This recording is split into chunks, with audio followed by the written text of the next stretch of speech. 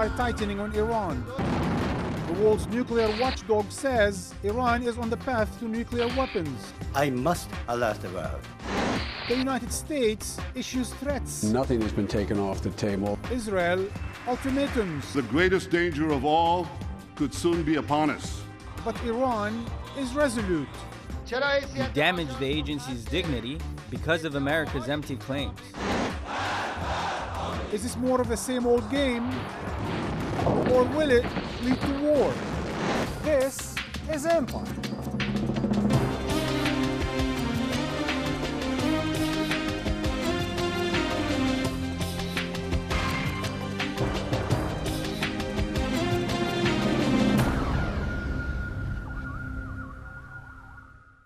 Hello and welcome to Empire. I am Marwan Bishara. As Washington decreases its military presence in Iraq and Iran increases its political influence in Baghdad, American strategists are warning against a massive shift in the balance of power in the region in favor of Tehran, which continues to develop and expand its nuclear project despite Western condemnations and sanctions. Meanwhile, Israeli warnings of a preemptive strike against Iran's nuclear installations, if diplomatic means fail, threaten to turn a dangerous stalemate into a regional war as the precarious situations in Syria, Iraq, Lebanon, and Bahrain spiral out of control. Has Iran reached a new threshold in its nuclear development? Is that what's worrying Western powers? Or is it Tehran's increasing regional influence? I'll discuss these issues and more with my guests. Professor Arshin Mogaddam at the School of Oriental and African Studies in London and the author of Iran in World Politics. YOSSI MEKELBERG, Director of the International Relations Program at Webster University's Regents College and an Associate Fellow at the Chatham House. Dr. Roozbeh Parsi is a Research Fellow at the EU's Institute of Security Studies. And last but by no means least, De La Piero, author of 33 books, including Iran's Today and After Empire. But first, a quick recap of U.S. policy towards Iran and Iraq, and vice versa, since the Islamic Revolution. Is this the smoking gun? Iran has a case to answer. A report comes out. The evidence appears solid, but not necessarily new. Within the confines of the IAEA, the West gets to justify tightening its grip. Iran has carried out activities relevant to the development of a nuclear device. Meanwhile, Iran gets to look defiant. These allegations are all fabricated in order to have a pretext of putting pressure on Iran. And so the pattern repeats itself once again. Israel, the United States, and Iran, all reciting from the same old script, but with a few new twists. If Iran develops nuclear weapons, the Arab Spring could well turn into an Iranian winter.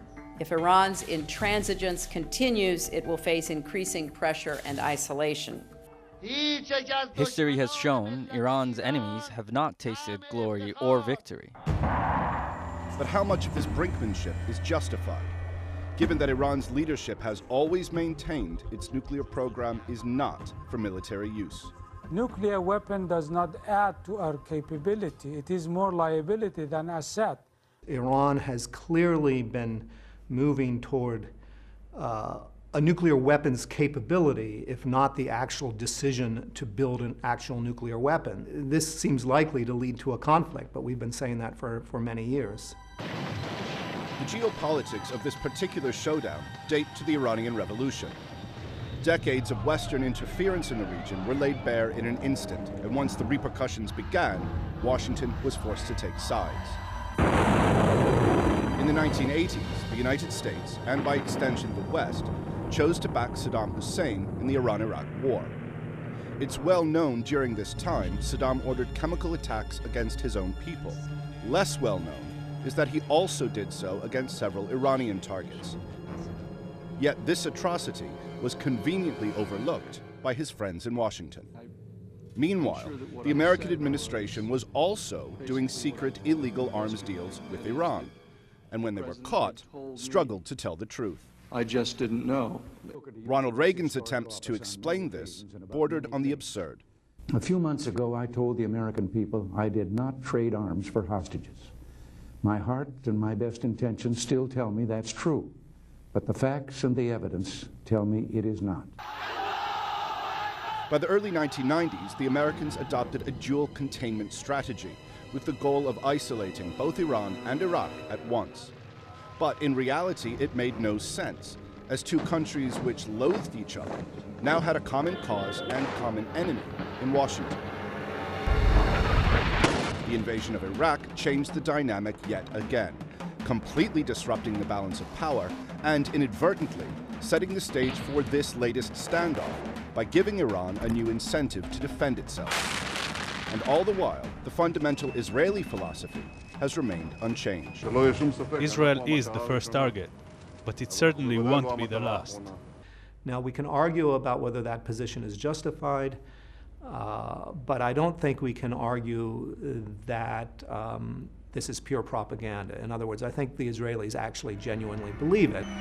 Which brings us to today. From Washington's perspective, the wars in Afghanistan and Iraq have helped rid the world of terrorists and dictators. But Tehran sees another motive as it finds itself increasingly surrounded by American might. So, what's the solution? One possibility is that the Iranians make it clear that they're not going to go the whole way, and in a sense give themselves a possibility to do it technically but not actually do it, and then invite the Atomic Energy Authority in to basically see clearly how far they've got. That would be quite a clever move.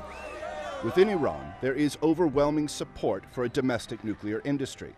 And it's not just pro-Ahmadinejad supporters who utterly reject the hypocrisy that allows Israel to have nuclear weapons, but not Iran. In a sense, the nuclear program is part of an Iranian perception of modernity, that it is a 21st century country with 3,000 years of history and must be taken seriously. But that does not mean that they've taken the decision themselves to develop nuclear weapons. The Iranian nuclear program, although it's been steady, it's been directed, it's been very serious, it's never been what you would call a crash program, and it still doesn't look like a crash program. They're moving methodically. Understanding the importance of this point reveals that just as the West has been playing this international game to gain advantage, so too has Iran. And so the diplomatic maneuvering continues its twists and turns, much like Iran's nuclear program. Gentlemen, let's start with the timing. Do you think this has to do with new revelations by the IAEA, or do you think this has to do more with American withdrawal from Iraq? I think it has to do with the fact that the United States is opposed to Iran being a regional power. So the IAEA reports feed into the whole political context and the geopolitical context that we are facing in that region, and the competition between the United States as a global superpower and Iran as a regional power. So the IAEA reports cannot be detached from the geopolitical competition. The facts only work to the extent that they feed into that rivalry, and they are interpreted within the context of that rivalry. So starting the discussion by actually looking at whether or not the IAEA actually delivered that smoking gun is, in my opinion, a fallacy, because you have to look at the context in the first place. So you think the Atomic Agency is being manipulated for geopolitical reasons? It's possible, but one question whether the facts are true or not, and if they are correct and Iran developing nuclear capability of some sort, this is one thing. And what are the geopolitical implications of it? Of course, there are different things, but the reality with nuclear weapons, unlike other type of weapons, there is a point that it's irreversible, or it's much more dangerous and difficult to reverse. And the international community, if they oppose and actually going to do something to stop it, they need to say, what is the point of no return that we need to act? And whether international organizations are manipulated or not, it's definitely a possibility. So, Roosevelt, tell us what actually is in this report that is new, that talks about a threshold or a point of no return? Well, I think a lot of us were a bit underwhelmed by the report because it doesn't really contain that much new. I mean, what it does is to incorporate things that most people have suspected or claimed to know for several years. And so what it shows is, or it claims to be able to prove, that Iran had some kind of systematic weaponization program up until 2003, which in and of itself is not new. So everything that happens after that is much more hazy because there is much less to go on in terms of data to interpret. So you actually don't think there's anything in this very recent report that we didn't know before, and all what there is being used for geopolitical? Well, basically what we're dealing with is a political problem. And we're trying to grasp for the technical details because we like to think that those are objective. They're not part of the geopolitical game. But that's not the case. Because when you're dealing with nuclear stuff, it's always within a geopolitical context. And in this one, what everyone who wants to squeeze Iran, in a sense, have decided is that it's enough shocking and enough news to be able to use it to squeeze Iran. Is this a question of Iran actually developing the capacity to have a bomb, or is it not? There is a change of person at the top. As long as al-Baradei was in charge, as he said that he used to be very careful with the final draft. He said in one case he redrafted the whole thing 30 times, because he did not want to give the Western powers any leeway to come around and say, let's hit Iran. Now we have a different Director General, and he is therefore not as cautious. And in fact, Mr. Baradei himself said that, to get rid of Saddam Hussein, to kill 1 million people, that kind of a thing is not on. Before we go on, ask a simple question. Why did Israel go on and develop nuclear bomb?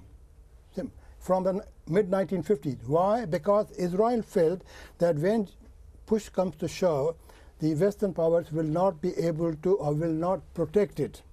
It's the same attitude behind Iran and its rulers. They want to make sure that their realm remains secure. And therefore, whatever they are doing is defensive. It's not something they want to use against Iran or against Saudi Arabia, etc., etc. That's the driving point. But is it ambiguity then that they are pushing, or is it actually acquiring the capacity but not developing the bomb? Yeah, absolutely. I think, again, we have to look at what happened during Iran-Iraq War. Everything flows from Iran-Iraq War in 1980 to 88. In March 1985, Saddam Hussein launched what's called War of the Cities. It went on for 1 month. Before that, Ayatollah Khomeini, who was the founder of the Republic, he was against any nuclear thing because it's un-Islamic, because nuclear bomb does not distinguish between fighters and civilians. Whatever Iran is doing defensively, and yes, they would want to have this bomb not to go against somebody, but to protect themselves. In fact, Yossi, one of the leading Israeli strategists suggested after the 2003 war that if Iran did not develop the bomb before, it would be stupid not to develop it after that war, because now it's surrounded by American forces in Afghanistan, in Iraq, and elsewhere in the Gulf. I would argue the opposite, because after Iraq, Iran is in the best position ever probably in the region, because its major enemy has been weakened, and as a result of it, they have the hegemony in the region, regardless if they have nuclear. But now you're talking after 2005, when the American occupation started to fail and civil war started to take place. But in 2003, America was pretty much mission accomplished. Right now, in many ways, Iran is such in a strong position because the rest of the West and Israel mess the rest of the region. So they have more access to Lebanon, they have more access to the Hamas, which is Sunni-based, more access to Iraq in a way they didn't have before 2003.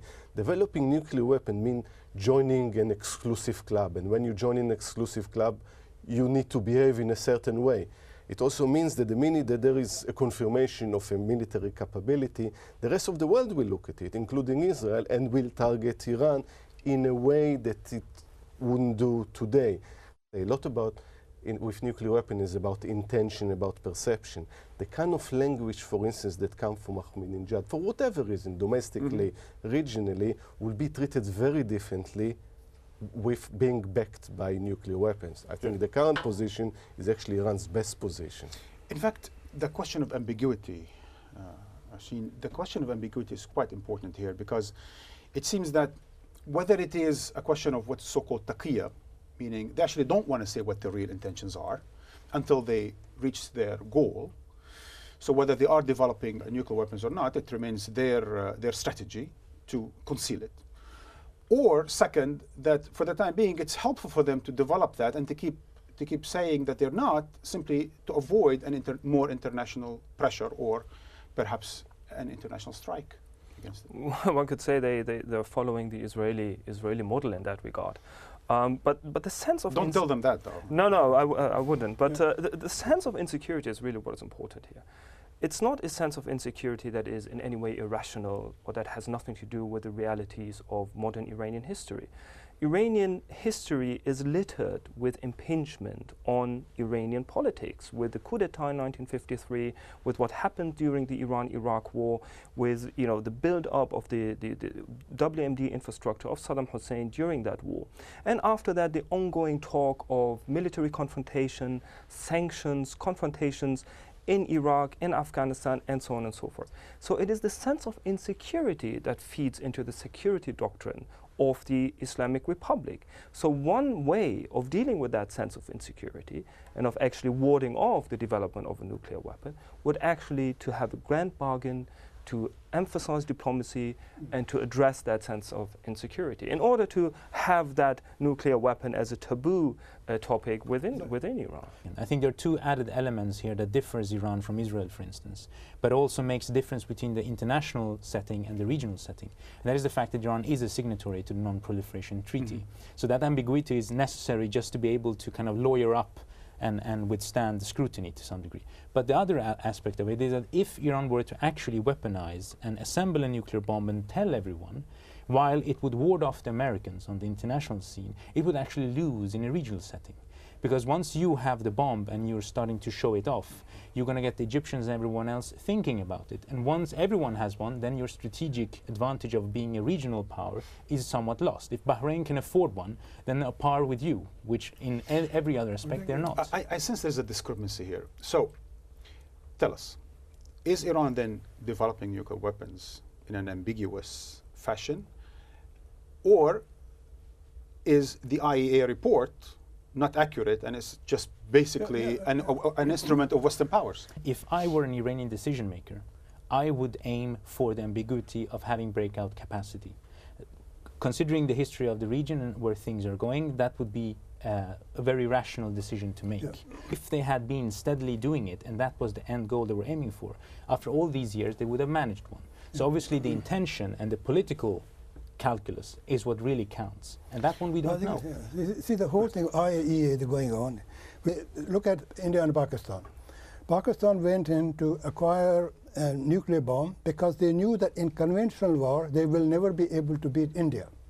And the moment they acquired atom bomb with active support of China, in fact the atom bomb assembled was tested in China in February 1984. See, so that is the whole point, because Pakistan always afraid.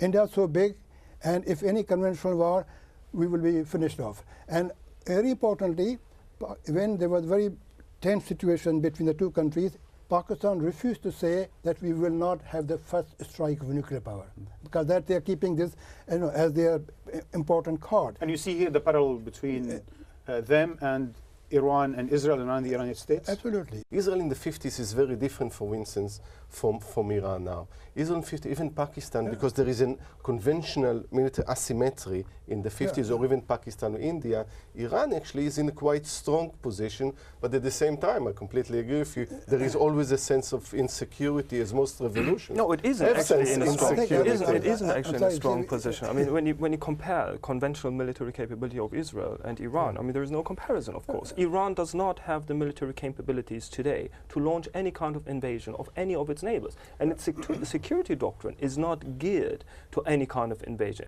To secure the borders continues. This has been historically the primary objective of Iranian states, and it is until today.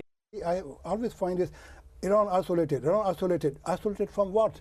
Iran is in bed with China. Iran is in bed with Russia. Where is Russia? Russia is next to Caspian Sea. You know, I mean, they are neighbors. To say Iran is, isolated. Is Iran isolated? It's all, brainwashing. No, I don't think Iran is isolated, at least not to the level that most Western countries would like to believe or would like to aim for.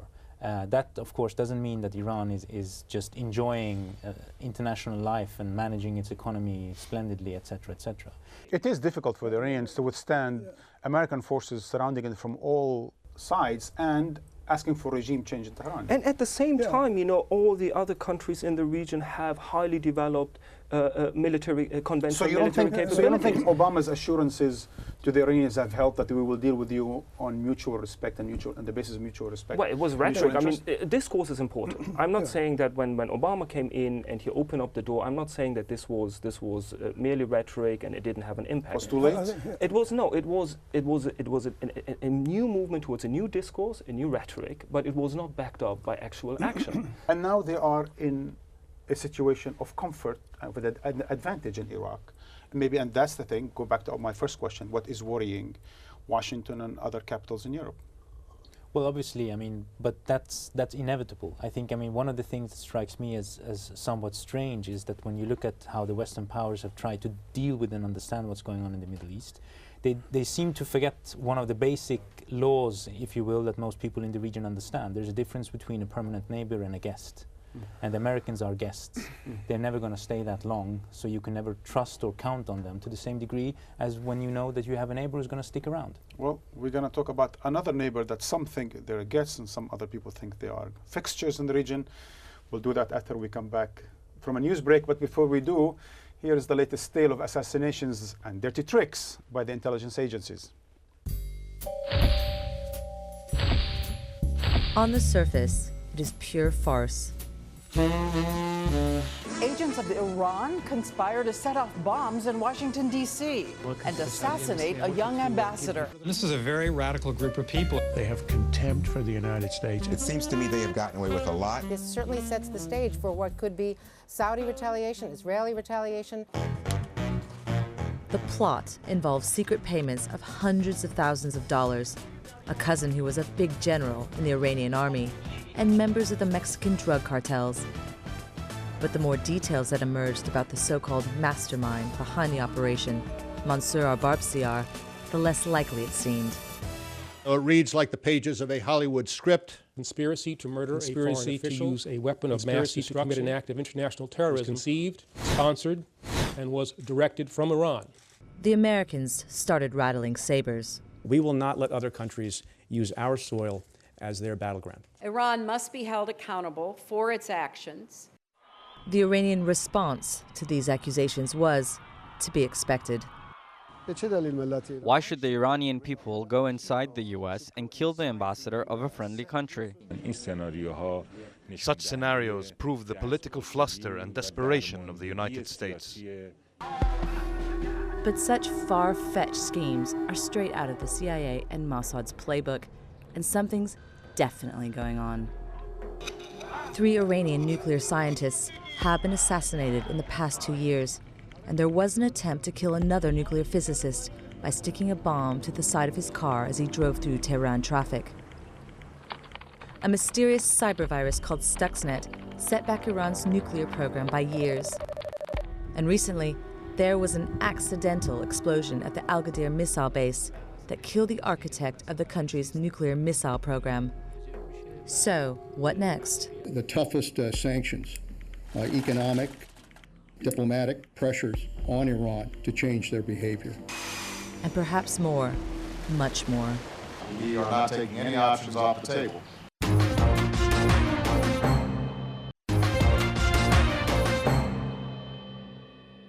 Welcome back. Although war has hardly ever resolved any problem or dispute in the Middle East, the region, which makes up 6% of the world population, accounts for 20% of its armed conflicts. And this is about to increase by more than a notch if Israel and its friends have it their way. They continue to incite against Iran and threaten a preemptive attack against its nuclear capabilities. If this scenario materializes, it could develop into a fully fledged war that could burn the whole region. If this is hard to imagine, a preview of this dramatic war scenario is perhaps in order.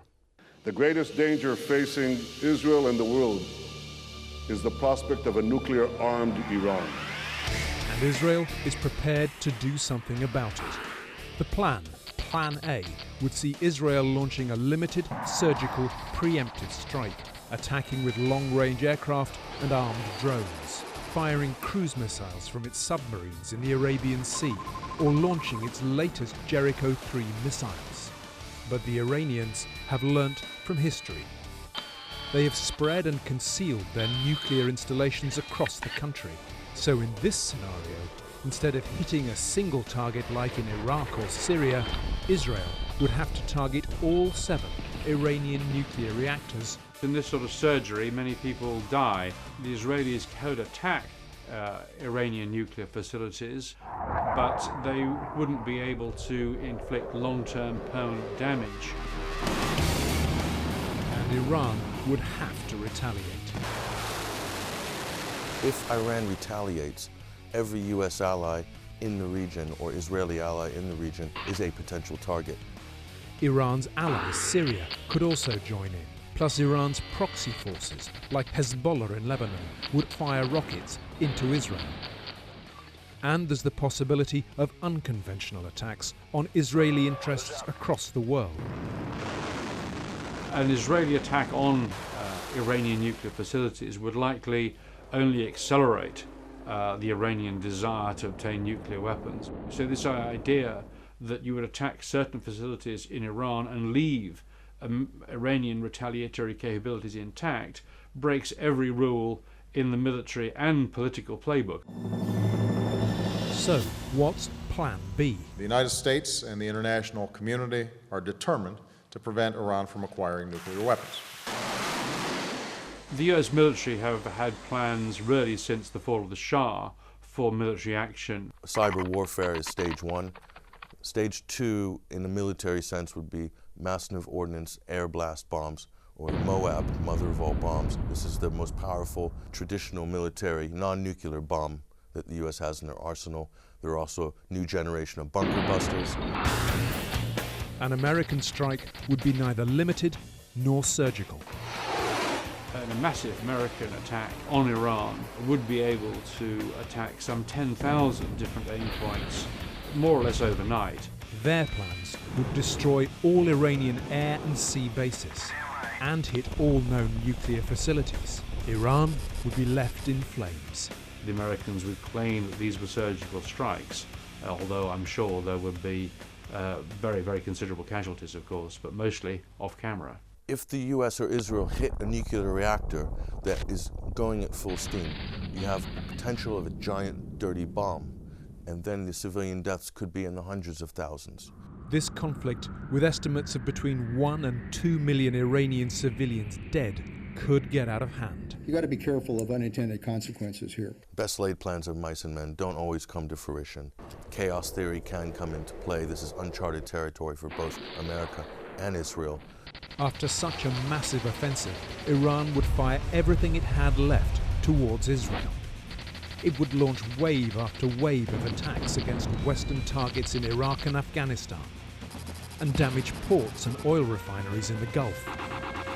The US would ask its NATO allies for support, dragging Turkey and the 2 nuclear powers, Russia and China, reluctantly into the conflagration.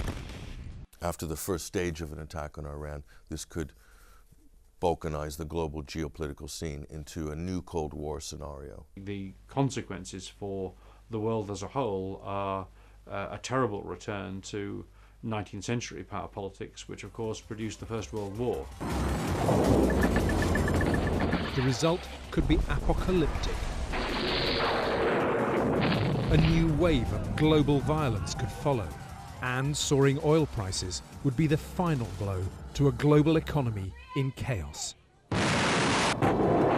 Are such doomsday scenarios bluff, psychological warfare, or is the world really prepared to go this far? You know, it's disturbing just watching this. Absolutely. Yossi, what do you think? Is the war scenario realistic for you? I think, famous words to say low likelihood. But it's a possibility, and I think countries sometimes can talk themselves into war, moving from war of words to actually war itself. And I think you sense this in Israel. Even the former head of the Mossad, Meir Dagan, said, "No, this is crazy." The consequences we just saw in the clip can be. I don't know if it's a third world war or not, but the target is there in the retaliation, because they need to contemplate even. If it's successful, what would be the retaliation? What happens if it fails? Then there are complications and implications to Israel's deterrence in the region. So certainly, it will push Iran to certainly then develop nuclear weapons. Yeah, of course. It also depends you know, what kind of operation against Iran? Is it only Israel? It's Israel in the United States? What they managed to dismantle in this case? How much of the Israeli Air Force will be lost? Some talk about 25% of the force lost in this way. So any Israeli prime minister, when the chief of staff would come and say, here is the scenario, and what you probably will think more than twice before sanctioning. Had it not been the case, probably would have been an operation long time ago. But Ruzbey, it seems to me that when Israelis attacked in the past, they didn't say so much about it. They didn't prepare the whole world for it. They attacked Syria, they attacked Iraq.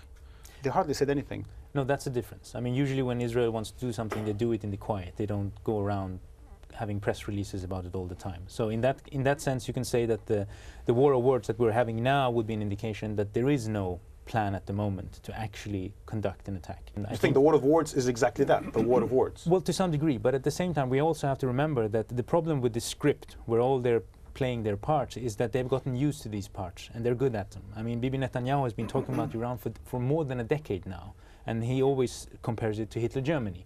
And Ahmadinejad on his side, of course, has his own way of describing the region and being very anti-Israeli in rhetoric. So in that sense, I think we shouldn't take it for granted as it's just words. I mean, we should be careful about the fact that they can end up having a war, not because they want one necessarily, but because they talk themselves into it. Do you think there is a scenario of a psychological warfare being waged by Israel and the United States in order to coerce Iran into becoming more transparent? Any reference to what Israel did in Iraq in 1981 and Syria 2007 doesn't apply. It was only one-off, okay?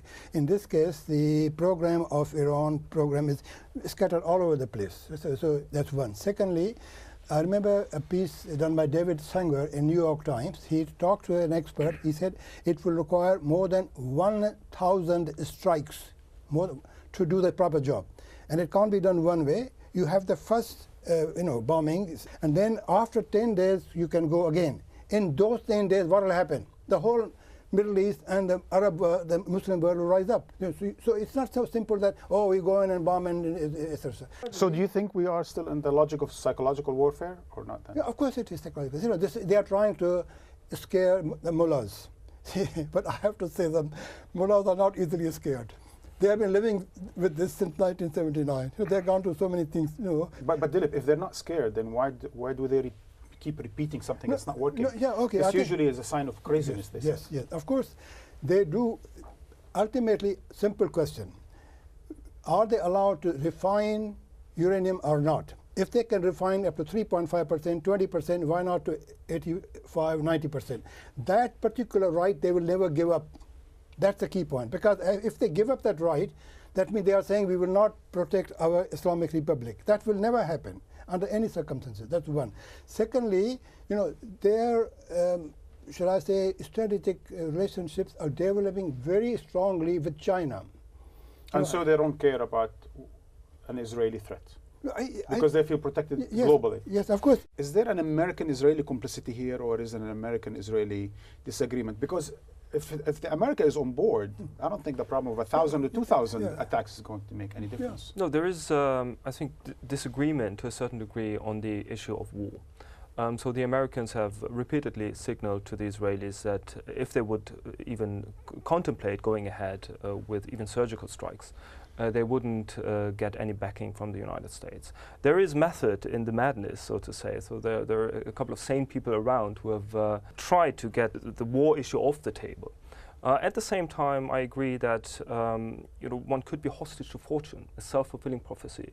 When we continue to re-emphasize that war is the last option, and we continue to say, well, if they don't react, then we need to go to war, then we know what has happened. I agree with the gloomy outlook of the report. It would be Armageddon, it would be disastrous, it would probably be a war on a global scale, because this is what happened when you pit a regional powerhouse with a global superpower. And Iran's, by the way, talking about the issue of isolation, Iran's strategic alliances are not confined to the region. They have strategic alliances in Latin America as well.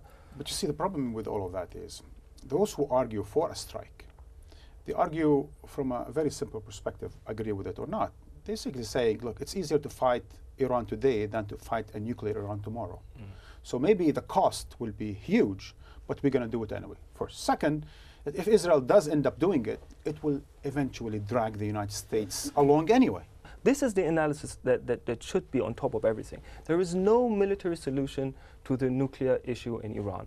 So no military strike can actually stop the nuclear program. If they would want to go for a nuclear weapon, a strike would facilitate the move towards nuclear weapons. I think I both agree and disagree, because I mean, in one sense, I think it's, when you look at Iran and disbursement of these facilities, etc., it's going to be more than a surgical strike to do anything, even to delay it for a year or two. But I think the domestic politics of the United States is such that if Israel were to decide to go on its own, they know more or less sure that any American president will be pressured by Congress, by Senate, by public opinion to join in. But the Pentagon, and if the Americans come in, they're basically going to industrially degrade Iran 20, 30 years. They're not like they did to Iraq. Yes. Why is that so unrealistic? I don't think it's been done before. I don't think that's unrealistic in the sense that it's not doable. Whether it will buy you more than 10, 15 years is a different question. And the question no one wants to ask, in a sense, is will the region look worse after that or better? And I think we would all agree probably that it's going to look much worse. But if your sole cyclopic vision is they shouldn't have nuclear weapons or anything near it, then of course everything but that looks better. What happens when Iran has nuclear weapons? We sort of talked to ourselves that Iran will never have nuclear weapons, we won't allow, instead of actually thinking what happens the day after they have nuclear weapons and what kind of Middle East is going to develop and how this can actually be Go ahead, tell us what sort of Middle East will it be? I think it's a Middle East. Two states threatening each other and maybe nothing will happen, like India, Pakistan, or Moscow, Washington. Or and exactly, it's probably it will have to move to something along the Cold War deterrence. We're setting exactly the prices, what happened.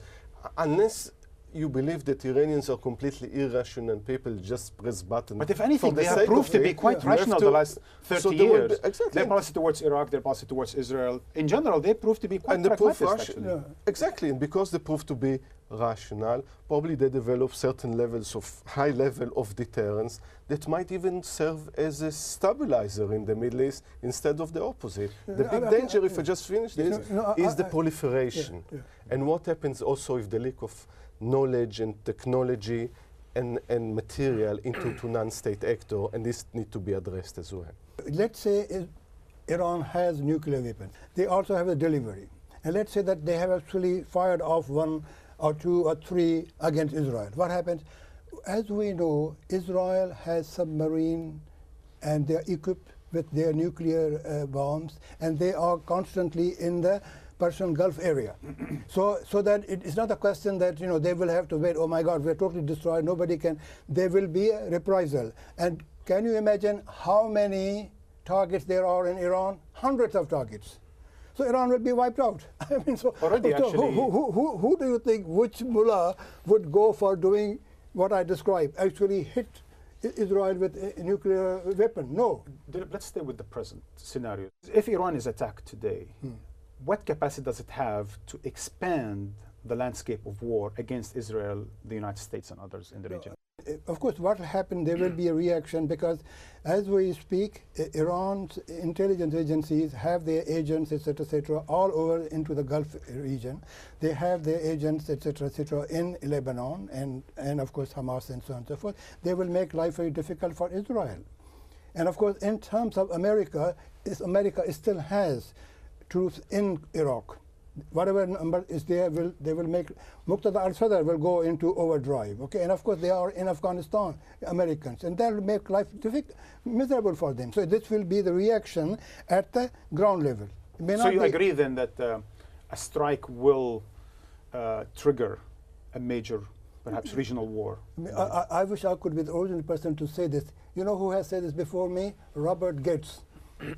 Robert Gates, the defense secretary of the USA, has said this war will have unintended consequences, one, and secondly... And Mr. Panetta, the current defense minister, is actually but he also said we don't want to start another war because we know what happened in Afghanistan, we know what happened in Iraq.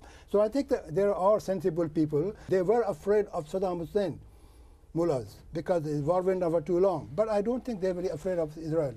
Well, so sanctions don't seem to be working. Iran is not exactly isolated. A strike or strikes, an attack or so, might lead to regional war, hence that doesn't sound very realistic or rational for people to carry. What is then the third option? Can we be witnessing now the development of proxy wars in the Middle East, that Iran, the United States, and Israel will start running wars in various countries, whether it's in Iraq, Bahrain, Syria certainly is going on, Lebanon? Well, I mean, I can tell you what I would want to happen. That is a security architecture that actually works.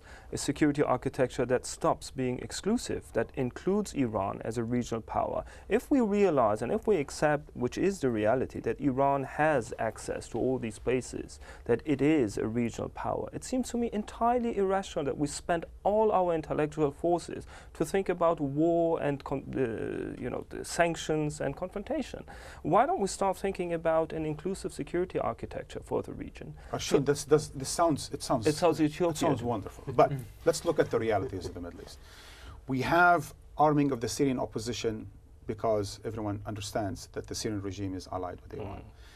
There are Gulf leaders who are calling to cut the snake's head, as it were, and they are hoping for some sort of a containment of Iran. There are Israeli threats and warnings. There is a huge American armada in the region, and any accident can take place any day and could lead to an escalation of war.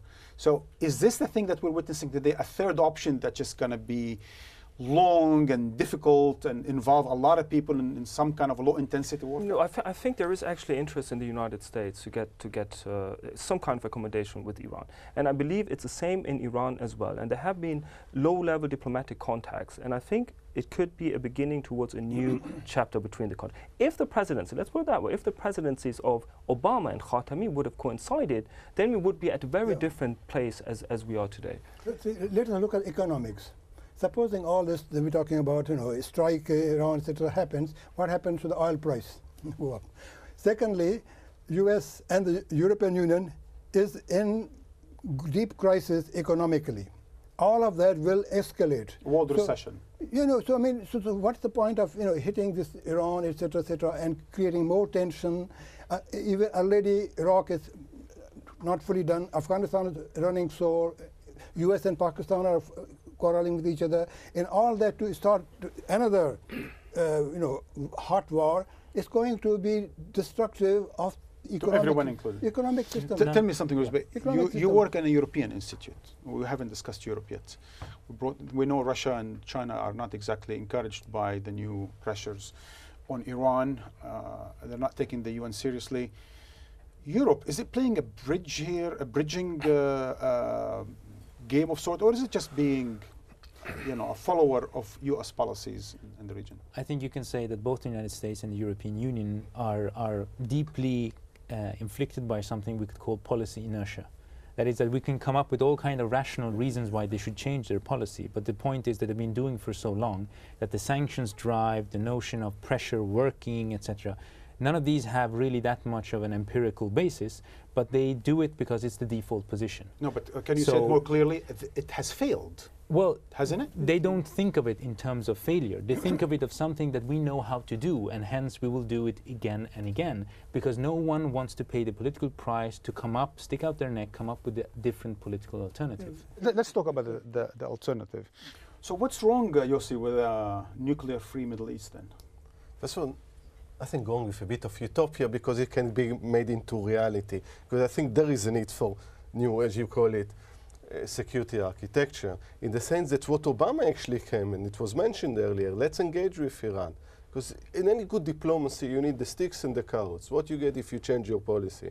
And when Obama came, there were the carrots there, and when he became a president, we all moved again to the same old sticks. The former head of the Atomic Agency, Mohammed al-Baradei, said, Iran is no donkey. It's a regional power. It shouldn't be treated not with sticks and not with carrots. But you need to have a good diplomacy that will also show that the Iranians what they get out of changing that. One of the problems is also the rhetoric that comes from Iran, and especially from Ahmadinejad. Because it always, Ahmadinejad is always a one-man casus belli. And every time that he opens his mouth. But is that out of defensiveness it exacerbates or out of offensiveness? It's a bit of incompetency, to be honest. Yeah, I mean, there is no doubt about that. I mean, it's it covers for domestic incompetence. Yes, so what you do, you export your domestic issues into external issues. From Israel's point of view, I think they get it completely wrong. Iran is not their main problem. resolving the issue with the Palestinians should be top of their priorities. What happens in the Arab Spring, immediately Egypt, Syria, Lebanon, those are big issues. So there is the same degree of populism in Israel by the Netanyahu government, I guess. Yeah, Netanyahu, it's nothing new that he's a populist. Right-wing politics is always dependent on the enemy image. It doesn't matter whether it is here, in the United States, in Iran or Israel. There needs to be an enemy to be combated for, and it's always also for domestic reasons and for domestic politics. And it goes for Ahmadinejad, Netanyahu, the George W. Bush administration. And I'm very worried about what is coming out of the presidential candidates from the Republican side. They seem to outdo each other when it comes to Iran, and everyone wants to be the big macho on that topic, and it's quite worrying what they're talking about, I have to say. So. Gentlemen, we will have to call it a day. Thank you for joining Empire, and I will be back with a final thought. Since the 1980s, the US, Israel, and their allies have been warning about Iran's development of a nuclear bomb. And since they repeat themselves tirelessly, I thought I might do the same. Here is what I said 2 years ago. In 1981, Washington estimated with a high degree of certainty that Iran could have nuclear weapons in 2 to 3 years. The following year, a congressional report predicted Iranian nukes within months. And in 1995, US Defense Secretary William Perry claimed that Iran may be less than 5 years from building the bomb. In 1998, US General Anthony Zinni said Iran could have the capacity to deliver nuclear weapons within 5 years. And in 2000, the CIA couldn't rule out Iranian possession of nuclear weapons. And in 2006, the US military was reportedly operating under the assumption that Iran is 5 years away. While in 2009, German intelligence sources warned of Iran as a nuclear power in 6 months. And this year, US and Israeli officials predicted Iranian warheads by 2014, and prototype may only be months away. Look, the boys crying wolf must remember, when the truth finally catches up with them, it might be too late to do anything about it. And that's the way it goes. Write to me at empire@aljazeera.net. Until next time.